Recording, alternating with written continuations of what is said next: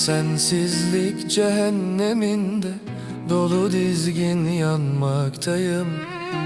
Hiç sitem etmeden kül olmayı bekliyorum.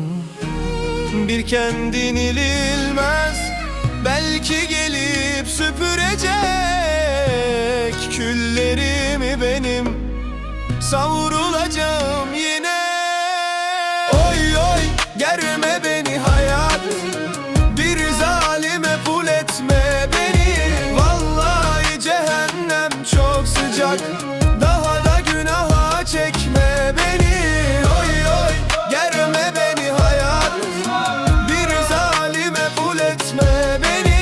Vallahi cehennem çok sıcak, daha da günaha çekme beni. Bir bilinmezlik ülkesine, hayatın gelişine bak sen. Bir de gidişine tutunamayanlar var ya, hani biz onlardanız işte. Tutunamıyoruz gülüm, ısrar ettik yaşamak için.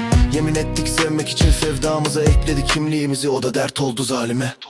Oy oy germe beni hayat, bir zalime pul etme beni.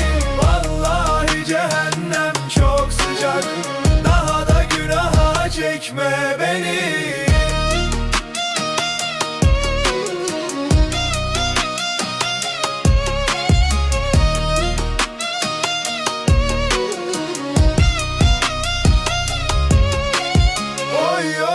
Germe beni hayat, bir zalime pul etme beni. Vallahi cehennem çok sıcak, daha da günaha çekme beni.